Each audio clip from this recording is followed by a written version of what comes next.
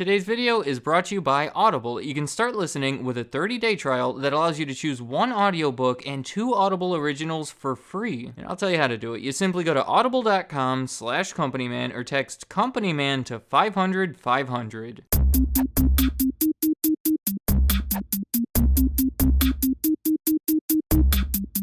I want to ask, is Cinnabon a really good name? I mean, of course, it's fine, but is it really good? Because I don't think I fully understand it. The name takes the word cinnamon and replaces the M with a B, turning cinnamon into Cinnabon. The cinnamon part makes perfect sense, but then where does that B come from? Is it supposed to be like fusing the words cinnamon and bun together? Because they make cinnamon rolls, not cinnamon buns, and if they do qualify as buns, they don't call them buns. Now, am I overthinking it? Yeah, obviously, but it seems like that B should have some sort of meaning.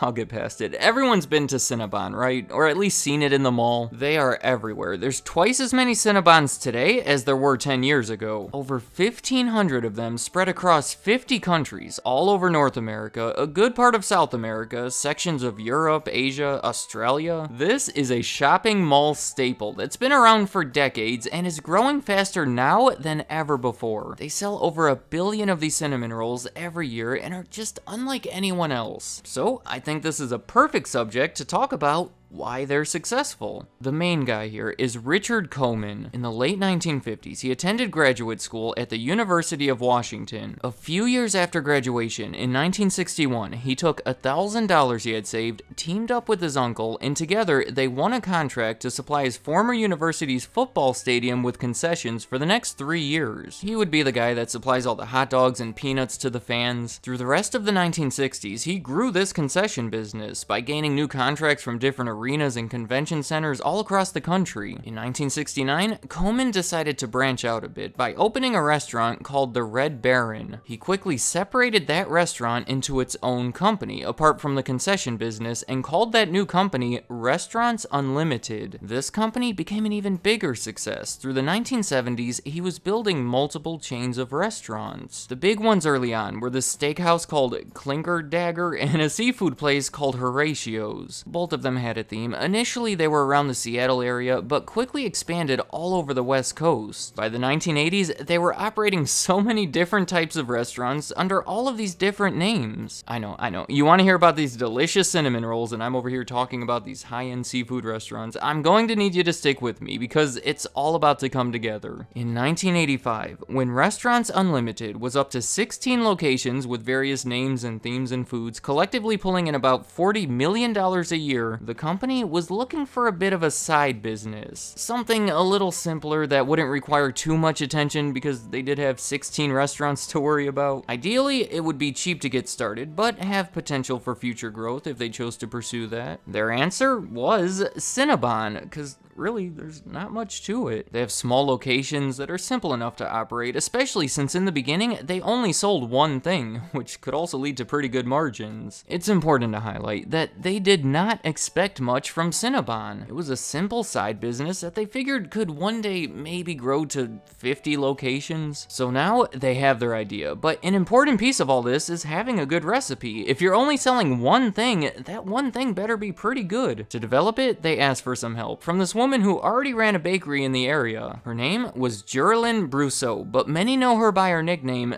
the Cinnamom, which, come on, try to say Cinnamom without smiling. I also want to mention, Julianne Brousseau is also the founder of this organization called Peace Trees Vietnam. They work to remove landmines left over from the war, so that's pretty honorable. Back to Cinnabon. Once they had their concept and the recipe and everything all set, they finally opened the first ever Cinnabon. It was in the then called SeaTac Mall near Seattle, and I'll say they did not exist as one location for long. That first one went up toward the end of 1985, and by the end of 1986, there were 22 of them. A bit of an odd thing about Cinnabon is they were never really a local brand. Usually for something like this, they may be known around the Seattle area and then expand down to California and eventually to the East Coast. Something like that, just focusing on a certain area, and then once you're comfortable there, set out to conquer another area, but they never really did that. Their second location was in Las Vegas, and their third one was in Chicago. Now, I suspect the reason they took this approach was because they never really cared about building the brand. It was more about getting some quick side money and building them wherever they saw the higher potential for that. But I don't think it was hurting them too much. They were connecting the dots between the locations, and by the early 90s, there were hundreds of them all over the country. They were able to expand so fast because, well, they were making tasty cinnamon rolls, but mainly because they were using a franchising model. That's where other people were running the stands, but paying Cinnabon for the use of their name and their recipe. By 1995, they were expanding beyond shopping malls, and it was looking like they had a Starbucks-like potential. Just thinking that one day there could be a Cinnabon in every mall, and airport, and supermarket, theme park, practically anywhere. As a result, Cinnabon was sort of taking over Restaurants Unlimited. More than half of their sales were coming from Cinnabon, and that was by far the most recognizable part of their business. In 1996, after just over a decade, Cinnabon was spun off into its own separate company. From there, they continued to grow on their own up to 363 locations until 1998 when they were bought by AFC Enterprises for $64 million.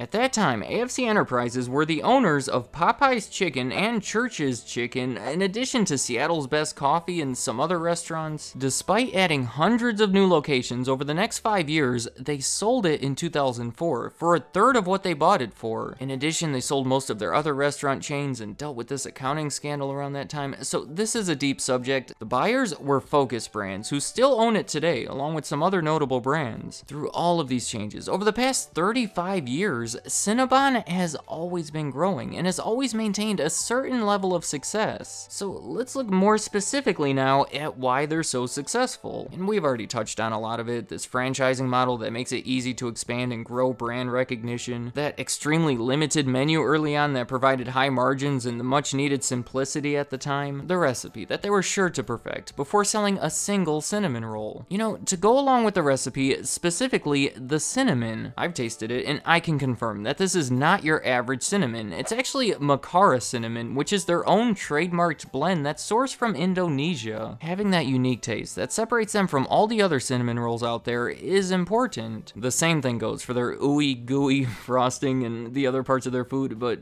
it's that cinnamon that stands out for me. To go along with this, their advertising. I have never seen a Cinnabon commercial, and that's because Cinnabon has never had much of an advertising budget. Their most effective methods are free. They get you in there from the smell, we all know this. You'll be walking by, minding your own business, and then that cinnamon smell hits your nose and you start floating toward it like a cartoon character passing by a freshly baked pie on a windowsill. They know what they're doing, and that's a big reason they work so well in malls and airports. They even position their ovens in such a way to project that smell toward you. And traditionally, there's been a lot of word-of-mouth type advertising. I'm sure you've heard someone talk about how much they love Cinnabon. In modern times, they've capitalized on that through some social media campaigns. Have you ever seen the show Better Call Saul? It's a perfect example. See, in the show Breaking Bad, the character Saul Goodman had this throwaway line where he specifically mentioned Cinnabon. If I'm lucky, a month from now, best case scenario, I'm managing a Cinnabon in Omaha. So then, the Cinnabon Twitter account responded with this funny tweet linking their career site. So then, moving forward about a year and a half, the show's spin-off, Better Call Saul, premieres, and then there's Saul working in a Cinnabon. That's how they've started all of their season premieres, and all of a sudden, Cinnabon has this free, organically created tie-in with a large television show. It's turned into yet another form of free advertising that's been beneficial to the company. The final reason behind their success that I'd like to talk about is licensing and brand partnerships. I'm talking about these consumer products that you see at the stores and at the restaurants, and they have really stepped up their game. It's now hundreds of millions of dollars worth. You must have seen these before. They've worked out deals with Pillsbury to use that Cinnabon flavor in their cinnamon rolls and toaster strudel, Keurig to create Cinnabon bakery-inspired coffee, Airwick, if you can believe that. So now you can have that lovely Cinnabon scent in your home. There's been a vodka and a lip balm and 80 other Cinnabon branded products. What about the Mini Bon from Burger King or the Cinnabon Delights from from Taco Bell. They're working with so many other companies, and it's all bringing in revenue while further building the brand. So, why is Cinnabon successful? They've taken advantage of a franchising model that's complemented by the simplicity of the business. They've created a unique product that's unlike anything else out there, which is partially due to their perfected recipe and trademark blend of cinnamon. They have multiple means of cheap yet effective advertising, things like that delicious scent going through the shopping malls and being featured on Better Call Saul. And on top of that, they have all these partnerships with major food brands. I'd say that's a pretty good recipe for success. That's a lame line. Let me know in the comments what you think of Cinnabon. I have to respect any brand that's created something that's unlike anything else, and whenever that's the case, I like to take a deeper look and see exactly what makes them so unique and successful. I also want to ask, what do you think of their food? Because here, I'll make a bit of a confession. I like Cinnabon, I do. I even spent $4.70 on one of their classic rolls to get inspired for this video, but it's not my favorite. I just feel like it gets a little overhyped. I feel the same way about Krispy Kreme. They just both have this reputation that's impossible to live up to. Maybe it's just fun to exaggerate about them. I don't know, let me know where you stand. Is this, in fact, one of the best things you've ever eaten, or simply a tasty treat you can enjoy as part of your day at the shopping mall? And any other thoughts you have about Cinnabon, leave them in the comments as well. I'd like to hear what you have to say. Today's sponsor is Audible, which gives me a great opportunity to recommend this audiobook called The Smartest Guys in the Room. It's about the Enron scandal. I'm sure you've heard about it. I made a video about it a while ago providing a simple overview, but this book goes into detail, more so than anything else I've encountered. There was so much going on over at Enron. I've been learning about it for years now, and I'm still hearing new things from it. And the best news is, through Audible, you can get it for free. Audible is great. You can access an unbeatable selection of audiobooks. Members get a credit good for any audiobook, regardless of price, and the unused credits roll over to the next month. If you don't like your choice, you can exchange your audiobook, which is important because you get to keep this thing forever. To get started, simply go to audible.com/companyman or text companyman to 500-500. Okay, one more thing. We all know that the Cinnabon classic roll is not a health food. In fact, everyone loves to point out how ridiculously unhealthy it is. That's the two things. They're so tasty, but so unhealthy. I did not want to be one of those people that ruin the fun, but then I started reviewing their nutrition facts, and it almost feels irresponsible not to at least mention it. So I'll just have peace of mind if I display this for a second, and then I'm out of here. Thank you for watching.